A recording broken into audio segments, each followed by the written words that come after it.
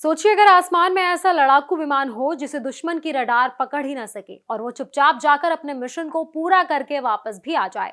ये कोई फिल्मी सीन नहीं बल्कि अब हकीकत बन सकता है भारत के लिए। मिडिल ईस्ट में बढ़ते तनाव के बीच रूस ने भारत को ऐसा ही एक सुपर हथियार ऑफर किया है। सवाल है कि क्या भारत अब एयर पावर में दुनिया का किंग बनने जा रहा है। आज का दौर बदल चुका है। पहले युद्ध सिर्फ जमीन और ताकत से जीते जाते थे, लेकिन अब असली ताकत टेक्नोलॉजी बन गई है। खासकर एयर पावर यानी हवाई ताकत किसी भी देश की सबसे बड़ी ताकत मानी जाती है। इसी बीच मिडिल ईस्ट में बढ़ते तनाव और दुनिया में बदलते हालात के बीच रूस ने भारत को अपने सबसे advance stealth fighter jet Su-57 देने का ऑफर दिया है।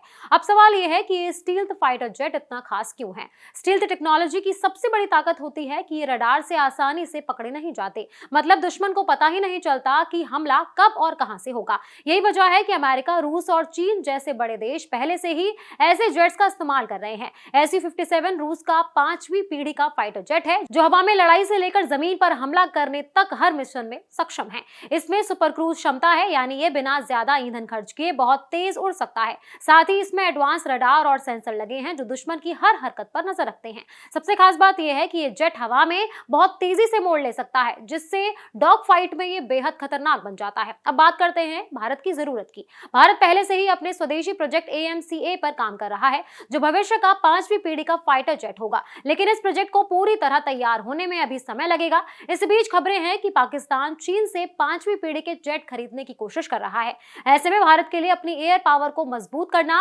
और भी ज्यादा जरूरी हो जाता है। रूस का ऑफर भारत के लिए एक बड़ा मौका हो सकता है। अकॉर्डिंग टू रिपोर्ट्स, इस डील के तहत भारत को करीबन 36 से 40 Su-57 जेट मिल सकते हैं। अगर डील जल्द फाइनल हो जाती है तो 2027-28 में इनकी डिलीवरी शुरू हो सकती है। लेकिन इसके साथ एक बड़ा सवाल भी जुड़ा है। क्या भारत सिर्फ खरीद करेगा या मेक इन इंडिया के तहत इनका निर्माण देश में भी होगा। सरकार चाहती है कि हर रक्षा सौदे में टेक्नोलॉजी ट्रांसफर हो ताकि भारत आत्मनिर्भर बन सके। इसमें HAL यानी हिंदुस्तान एरोनॉटिक्स लिमिटेड की बड़ी भूमिका हो सकती है। अगर ये डील मेक इन इंडिया के साथ होती है तो ये भारत के लिए डिफेंस सेक्टर के लिए गेम चेंजर साबित हो सकती है। लेकिन हर फैसले के साथ कुछ चुनौतियां भी होती हैं।